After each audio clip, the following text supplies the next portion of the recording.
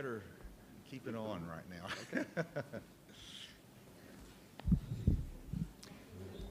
Thank you for joining me today. I want to sign two bills here, then I'll go to the podium and make some comments. But you know, it's important to put an exclamation point on some bills that are passed, and particularly whenever it's part of my agenda, that gives me an opportunity to give an update on where we are on the legislation this year. And so the first bill is House Bill 1343, and I want to express thanks to Representative Les Warren for his leadership, as well as Senator Rapert. And this is a law enforcement support bill for the Arkansas State Police that reduces their retirement age from 30 to 28. This is something that is much needed with our state police to equalize them with the retirement provisions for the rest of state government, and they serve our state so well. So this will help as an incentive in recruitment and retention of our incredible Arkansas State Police troopers. So thank you all for doing this and leading the effort, and I'm pleased to sign this today. And this is the 23rd day of March.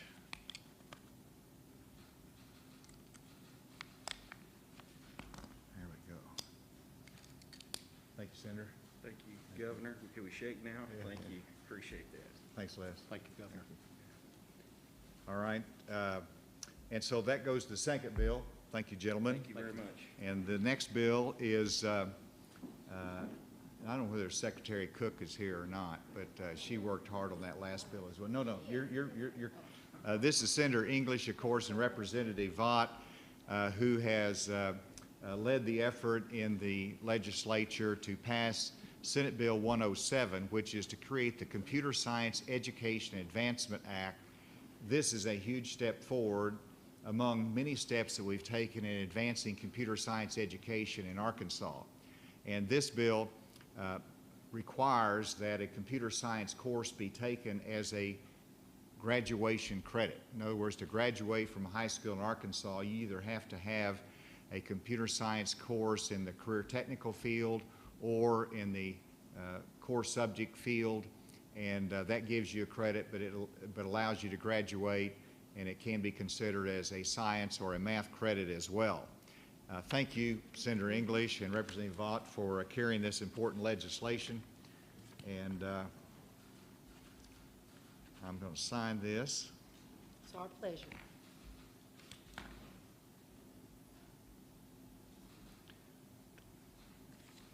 And March 23, 21, it is signed. And just let me comment that this bill allows Arkansas to stay in the forefront of national leadership on computer science education. We have led for 6 years our nation in a comprehensive computer science education program.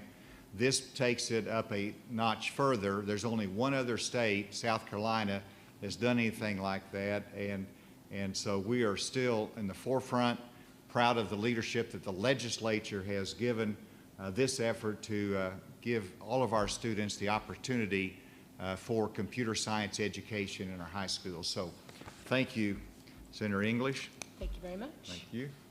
And thank you, Representative. Thank you, sir. Thank you.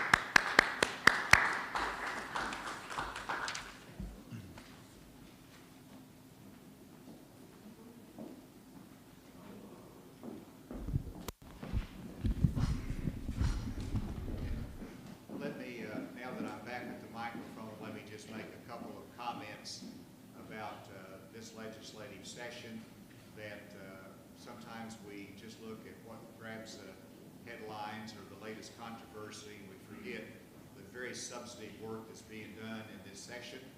And I'm very pleased that we've already signed the task force bill with a task force on the future of law enforcement. That bill has passed through. It's been signed. I think we have a picture here of the signing of that bill, which included those representatives from the task force. And this will enhance accountability, training of our law enforcement officers. And this came after the George Floyd protest across the country and the terrible tragedy of his death. And it allows, we set up the task force that made recommendations on legislation, and this has been passed and signed into law. I've just signed the State Police Retirement Bill and the Computer Science Bill, and so there's 3 parts of my legislative package that has been signed into law. Yes, that's the picture of really some of our great task force meetings. We were the young protesters in civil protest about their concern on police violence. They were brought into the task force with law enforcement officers, and they worked together to accomplish something that was good for Arkansas. Very proud of them and that effort. And then we have a number of other bills that are in process. The teacher salary increase has been a priority of mine as part of my legislative package. It is passed through the House and it is headed to the Senate. And this is designed to raise the average salary in those school districts that are currently below the median salary for teachers. We've had really 2 different systems in Arkansas, one of the more prosperous districts that have recruited teachers and paid them more, and then you have our less prosperous districts that have been below the median average. This helps those districts that have been below to raise all of the teacher salaries here in Arkansas to the medium level. And Secretary Key is here, who's worked hard on that. Thank you for your leadership on it. And hopefully that will get through the House. It's going to be considered today in the House Committee. And we've reached an agreement, as you know, on the Emergency Services Act, which was part of my goals for this session. And with the great work of Representative Gazaway and Senator from Bryant, I'll think of his name in a second, that they worked hard on this. We reached an agreement on it.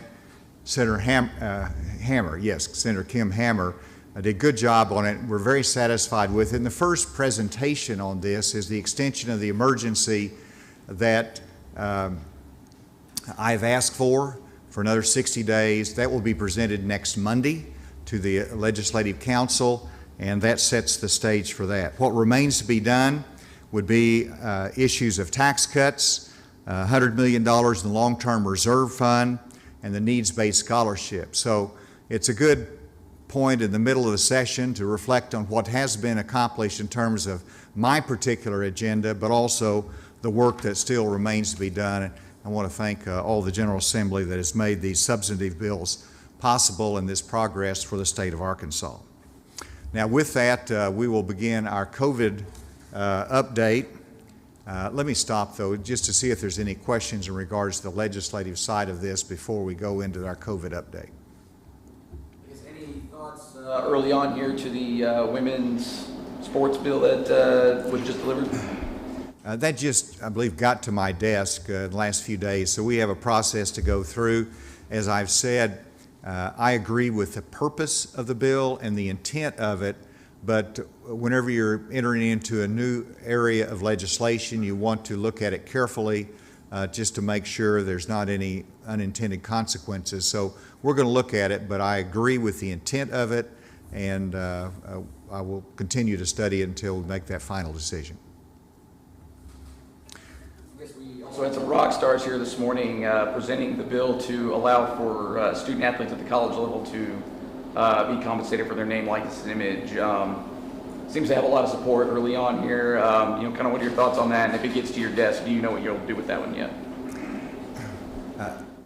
I haven't studied it completely, but here again, I appreciate Speaker Shepard and his work on this to put Arkansas really in the forefront of taking care of our student athletes, to make sure that they are adequately protected, but they also, it can be used as a significant recruitment tool and a competitive advantage perhaps. So I like the direction of it. Again, I want to study the bill, but I'm favorably disposed to that bill. With that, please let me ask Secretary Romero to come forward. He's here. And we got Secretary Key, and we have Colonel Ader, who's our program manager for vaccination distribution across Arkansas. And then we have a special guest today, Dr. Margie Scott, who is with the Central Arkansas Veterans Health System for an important announcement a little bit later. And let me begin our COVID weekly update with saying it is very good news what we have continued to see here in Arkansas. And let me first put up the graph in reference to vaccinations. This is a very significant day that should be marked, and that is that we have administered in the state of Arkansas 1 million vaccinations. Now, this is under the CDC reports. That's 1,466,000 vaccines have been presented to Arkansas, and of that, 68.75% have been put into the arms of Arkansans. So we have administered over 1 million vaccines in the state.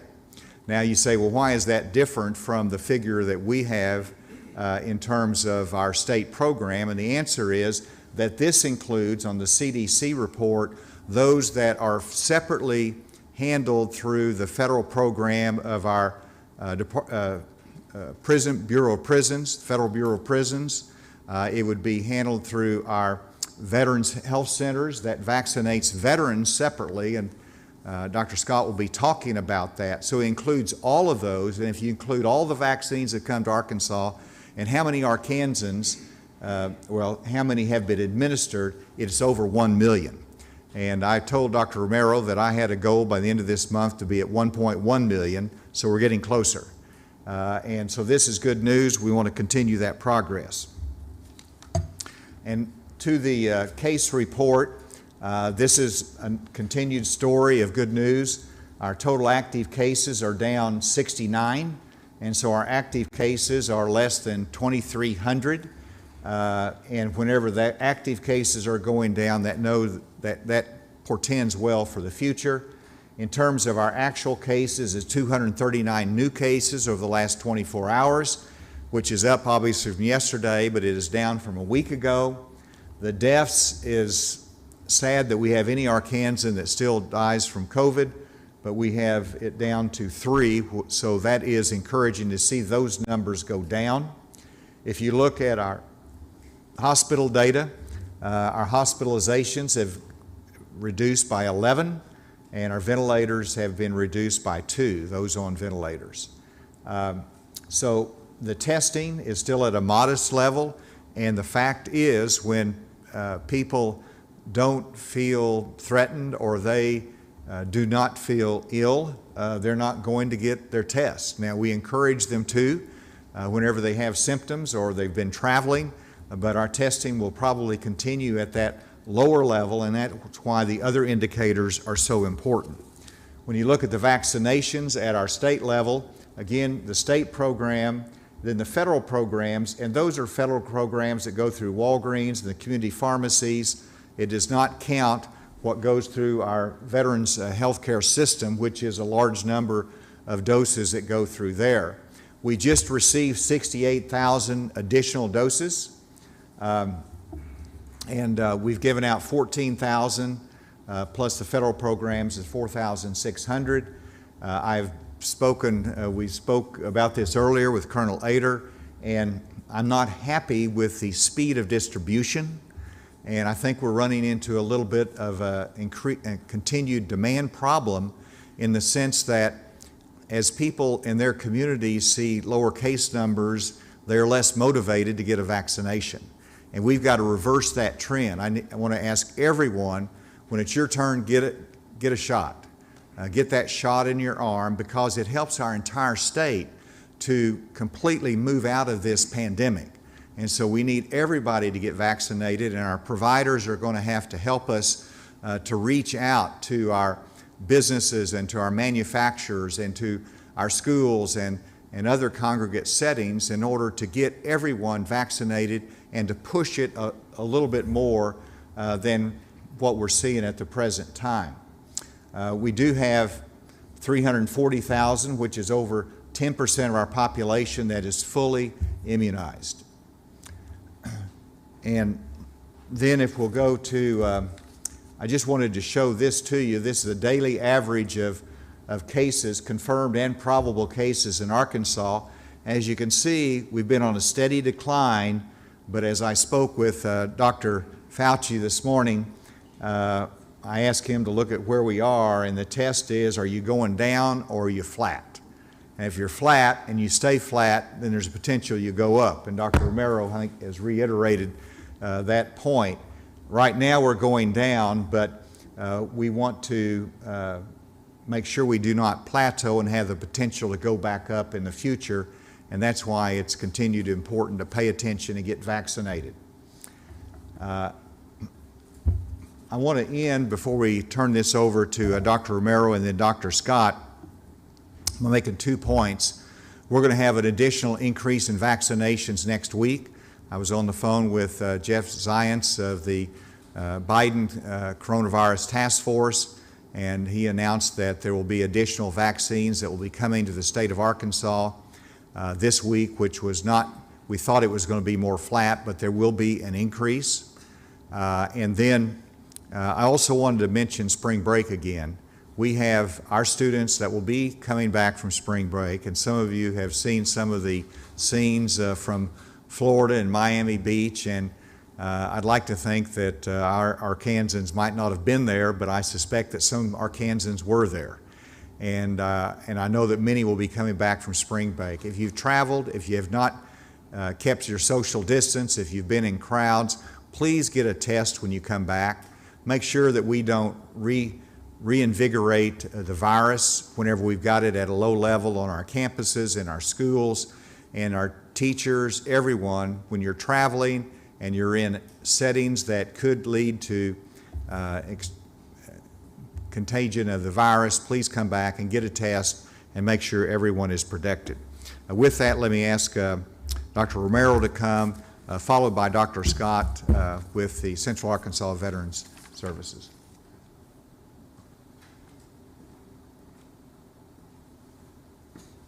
Thank you, Governor, everyone.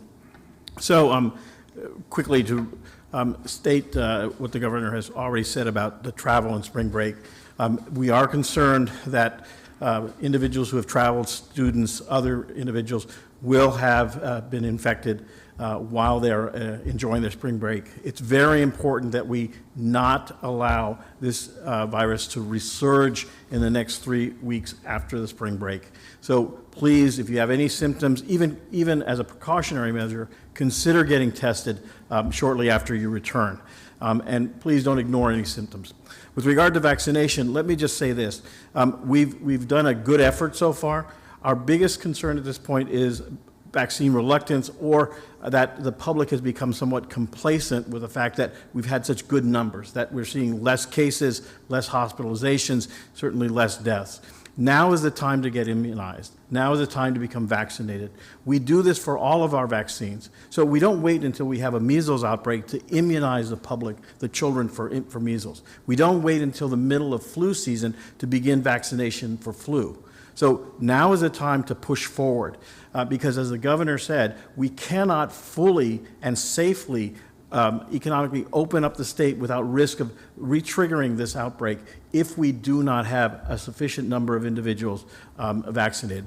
Within the Department of Health, we are pushing forward to do that. I'm proud to say that as of today, we have 60% of our population, of our employees vaccinated. We are offering repetitive vaccine clinics, and we're going to do the same for any department of the government that wishes this. We want to get to 70 and above. So please, take that vaccine. It is safe. It is efficacious. We now have a vaccine that gives immunity after 1 dose. Take that if you don't want to get two pokes. So please, let's not let up our guard at this point. Thank you.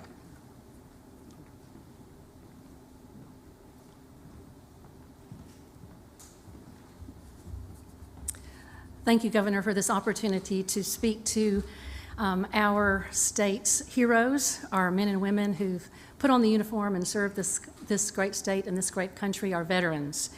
And on the slide, the first slide, you'll see that I have a very exciting announcement. We began our journey with the CDC recommendations of looking at the highest risk populations first. And given the supply of vaccine, we've been able to increase the eligible population of veterans for the vaccine. And we are currently offering the vaccine to all eligible veterans 18 and up who are enrolled in VA health care. So no longer an age limit, and we're very excited about that. If you go to the next slide, these are the areas where we emphasized initially, homeless, hemodialysis, chemotherapy, those in community living conditions, and then essential workers, of course, as well. But now all enrolled veterans who are eligible for health care at CAVHS. The next slide. You'll see that where you can get your vaccine, and we're very excited to say that from the beginning of the pandemic and the beginning of the vaccination efforts, our motto has been COVID-19 does not take a day off, and we will not either. The men and women of the healthcare system have been there 24/7, and since the day we received the vaccine for COVID-19, we've been vaccinating veterans every single day, every weekend, and every holiday. So if you want to get your vaccine, here's where you can go. The John L. McClellan Hospital, Monday through Friday from 7:30 a.m. to 4:30 p.m. We take walk-ins. They're welcome until 2:30, and we do that to make sure we don't waste any doses of vaccine. There's a convenient drive-through now at Fort Roots, North Little Rock, and that's 7 days a week, Monday through Sunday, 7 days a week, 7:30 in the morning until 6 p.m. in the evening. We want to give opportunities for those veterans who work to be able to get there after hours and on weekends. And if you live near any of our community-based outpatient clinics, you can call them for an appointment. We're giving vaccines in each of the CBOCs at least once, many times twice a week. And we're also rotating Saturday opportunities at each community-based outpatient clinic. So we want to make this vaccine available for all of our heroes in Arkansas. We're one team, the federal, the state, serving together to end this pandemic. The next slide. And Dr. Ramirez spoke of this. The wonderful news of hitting over 1 million vaccinations given. At CAVHS, at Central Arkansas, we've given more than 20,000 vaccinations. Nearly 14,000 veterans have received their first shot. More than 6,500 have completed the series, and we keep vaccinating each day. If you add Central Arkansas and Fayetteville, Veterans Healthcare System of the Ozarks, the VA has vaccinated more than 26,000 veterans and staff thus far, and we're continuing that journey. The next slide. We want to make sure that you understand the COVID-19 vaccine is safe and effective. There are a lot of myths out there. The COVID-19 vaccine will not make you sick. You will not get COVID-19 from the vaccine. The side effects are minor. It will not alter your DNA. You've heard all of these things in the social media particularly. The vaccines are safe, they're effective, and they're absolutely free to enrolled veterans. Next slide. All right.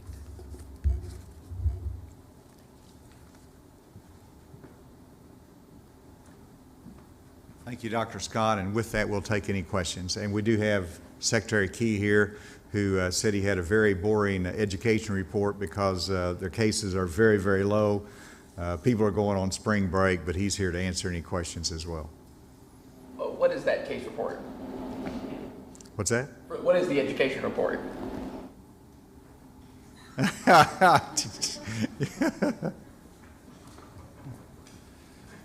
There has not been a district that has shifted to virtual instruction due to COVID since the first week in February.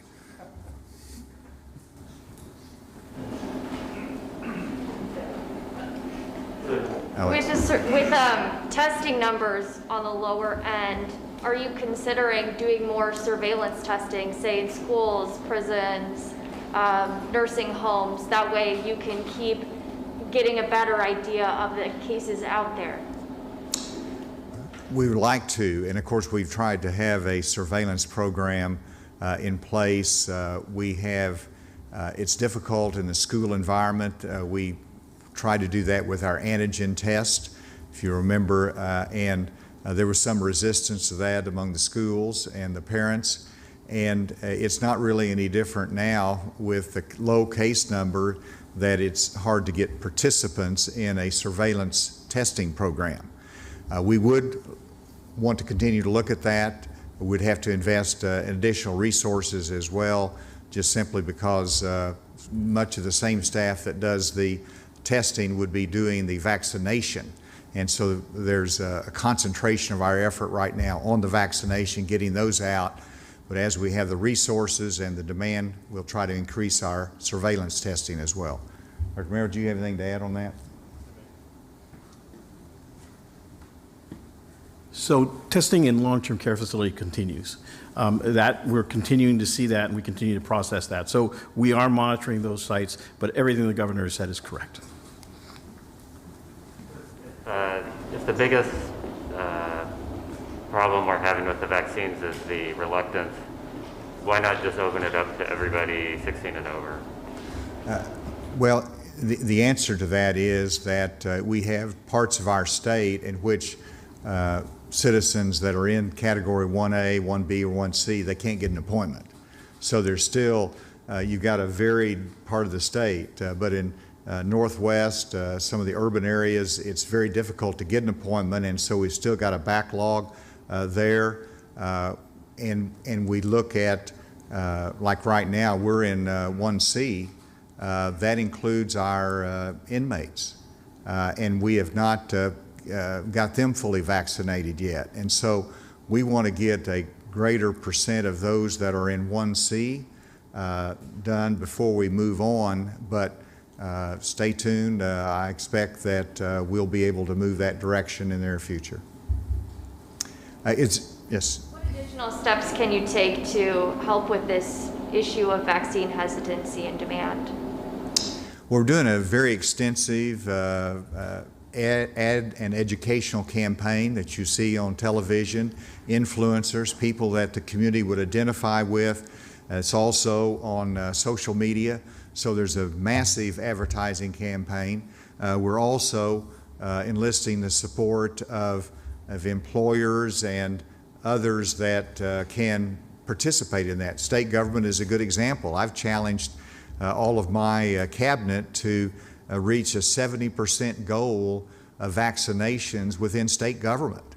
And part of that is bringing in a medical doctor or others that can educate the team members on the need for vaccination. And so we're doing all of that, and that's one of the ways that you can overcome the resistance that's out there. Mask mandate expiring at the end of the month? Of course, the March 31st is when I said the mask mandate would be lifted if we meet certain criteria. We are far below that criteria, so everyone can expect on March 31st for that mask mandate to be lifted. Now, we've got some more work to do to make sure that we can articulate it in the right way and have the appropriate guidance for our cities, for our employers, for our school systems. And so we're meeting on that, and we want to finalize that by next Tuesday so that we will be able to make the final decision on the mask mandate, but also provide further guidance for others that might be impacted by lifting that mask mandate. We're getting a lot of questions from businesses. How does this impact us if we want to keep the mask in our store? Well, that's a prerogative of business, and so we want to make sure that what we do doesn't impede important decisions that are made out there at the school level or within some businesses. Keep their own mask mandates. I would expect this to be a statewide. We've always moved as a state on significant issues, and so I would expect when we lift the mask mandate that that will include everyone. Now, as I said, schools will probably have the local option so the school districts can make a different decisions if they wish to, and I know some schools have already indicated that. So that's just a little bit of preliminary information on what we hope to announce next week, but that's the direction we're going and the expectation that we would have. I don't know whether we have anybody remotely. We do. Governor, this is Josh with KDIT. Right. I was curious, your mask mandate that would come up would be at the end of March, which would also coincide with the incubation period of spring breakers coming back. Any thought on delaying the mask mandate a week or two to see if there is that impact, since both you and Dr. Romero talked about and stressed the importance of spring breakers coming back? Our emphasis on the spring breakers coming back, get tested, take the right precautions, and in terms of the mask, I'll make that announcement next week. But as I said, we set certain criteria that if we met that from a public health standpoint, and the public has done that, we've met those goals. So I think I would be roundly and appropriately criticized if I backpedaled from the commitment that we made and the announcement we made on March 1. Governor, this is Samantha Boyd with KNWA. You just touched on this, but I want to clarify about the statewide mask mandate. Will cities have the option to enforce a mandate or not? No. We're going to go on this together, and so, you know, it's a one statewide standard is what I expect to announce next week. Hi, Governor. This is Natalie Lynch with 5 News in Northwest Arkansas. I hear Channel 5. Congressman Womack met with you yesterday, Governor, along with other state leaders, about ramping up vaccination, specifically in Northwest Arkansas. Has there been any thoughts or plans to distribute more vaccines to that area? Absolutely. It was a good conversation with Congressman Womack, and Dr. Romero was there along with Colonel Ader, and he's right. In the 2 weeks ago, there were numbers that showed Northwest Arkansas, the 3rd Congressional District, not having the same number vaccinated as some other parts of the state. And so we were increasing the doses there. We've got a mass vaccination clinic planned again, and so we're trying to make up for that and equalize that across the state. So he was right on point, and we're addressing it. Governor, this is Governor Michael Wilson with 5 News. Right. I have a question about the legislation that you vetoed yesterday about restaurants not being able to get refunds on any funds that they received during the peak of COVID. Would you be able to explain why you vetoed that bill? Certainly. Of course, it's expressed clearly as to the reasons in the letter that I sent with my veto to the General Assembly, but let me make sure it's clear that this is a separation of powers issue, as well as wanting to support the incredible public health professionals that tried to achieve compliance in our businesses during this time of the pandemic. And when I say a separation of powers issue, that it's the legislative branch to set what is a violation of the law and not, and what's the appropriate penalty, and then it's the executive branch of government, which is the governor and the administration, that enforces the law. Now that we've enforced the law, the bill would come back and say, well, we disagree with that enforcement, we want all those fines refunded. That is a violation of the separation of powers. And so I understand where they're coming from. I disagree with it. That's the reason I vetoed it. It would undermine the rule of law, and it would undermine all of those that worked hard as businesses and restaurants to comply, which was 90% of all of our businesses. And we're saying, you worked hard to comply, others didn't, and we're going to refund the fine to the others. I think that would be counterproductive to the good health that we need in our enforcement policies. Did I hear Andrew DeMillo on there? Yes, sir. Thank you, Governor. Wanted to ask you a couple questions related to legislation. Going back to SB 354, the transgender athletes legislation, you talked about unintended consequences is part of the issue that you're looking at what impact this would have on the state in terms of NCAA events if this is enacted? And also wanted to ask you more broadly, you've got this on your desk, you've got the medical conscience bill on your desk, and there's also legislation dealing with health care for transgender youth that's working its way through the legislature. Do these bills, are you concerned at all about the message that they send about Arkansas to LGBT people, especially transgender youth? Do you share any concerns that this will make the state come off as not welcome to this community? Well, I hope everybody looks at these bills very fairly, and you know, a lot of accommodation has been made in the different bills that are coming forward, and I don't want to lump them all together. There's some that are ones that I would have problems with. There's others, like the women in sports issue, that seems like a very worthwhile objective to attain. I certainly will want to listen to any concerns by others. If there's any NCAA issues, I certainly would like to know about that. And so that's why, because there's so many, we wait till they get to our desk, we evaluate those. I'm giving a heads up that I think that women in sports bill makes sense, but I want to look at it more carefully before I make a final decision.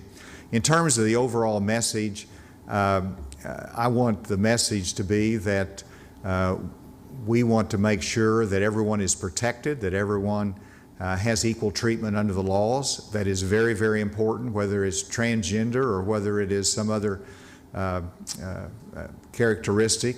And that's the message I hope we can send as a state.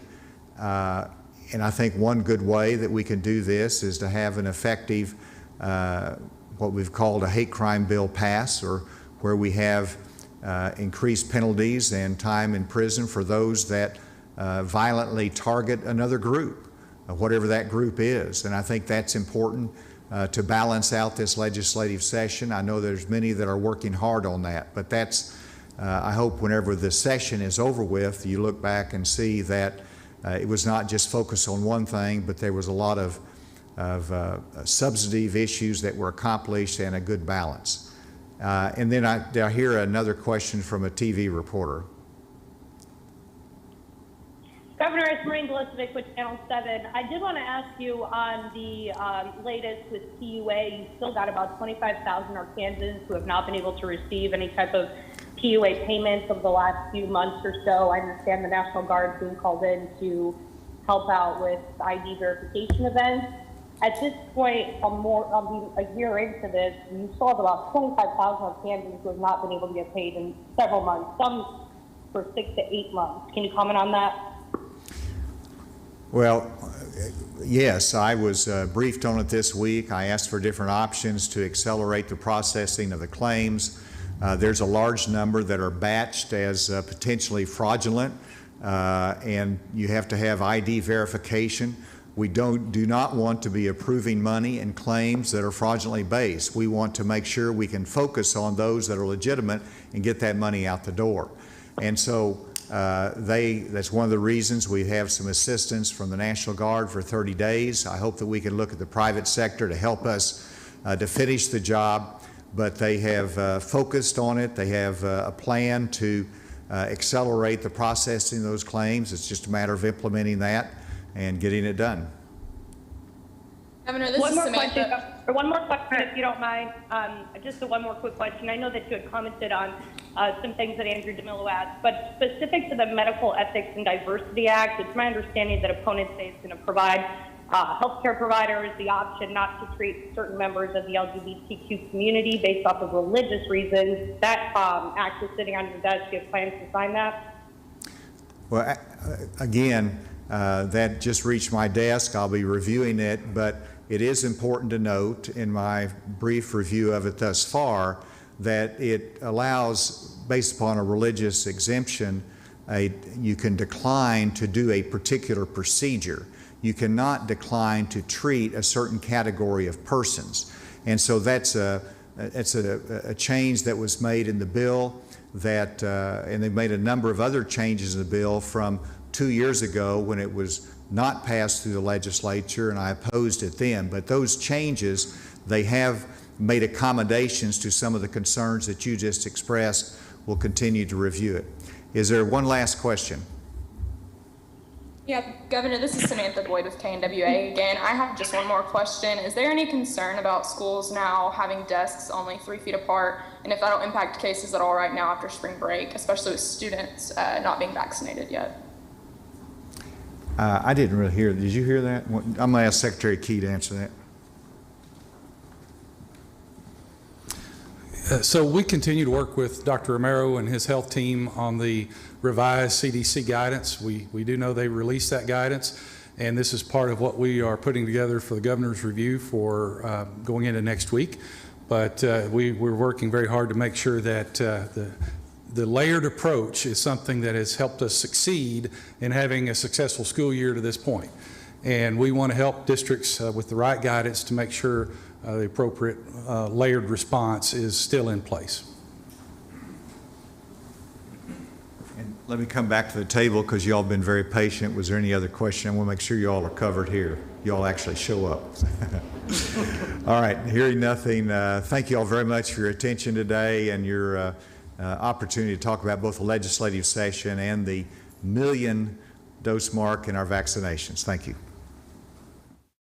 All right, the governor wrapping up his news conference. Again, the big announcement today, more than 1 million doses of the vaccine have now been given out across Arkansas. In fact, 1,008,575. That includes the state prison. Of course, that includes the state program and the federal program. About 69% of the doses that have been given to Arkansas have now been distributed across Arkansas, both the state program and the federal program. Speaking of vaccines, one other announcement made today, all veterans 18 and over, enrolled veterans, all enrolled veterans 18 and over are now eligible to get the vaccine. If you are an enrolled veteran, no matter where you work, you are now eligible to get your vaccine at all the VA clinics around the state. There is a mass clinic down in Little Rock and I believe one other location, but any VA clinic you can go and register and get your vaccine as soon as possible. That story or that announcement made just a few moments ago. Spring break students coming back, the governor and Dr. Romero urging you, if you are coming back from spring break later this week or next week, that you get tested before the spread continues or the spread gets worse of COVID-19 from your travels. We'll, of course, have a recap of all the numbers and legislative issues that the governor brought up and talked about coming up on your 5 News, first at 4 and at 5 and 6. Until then, have a good Tuesday afternoon.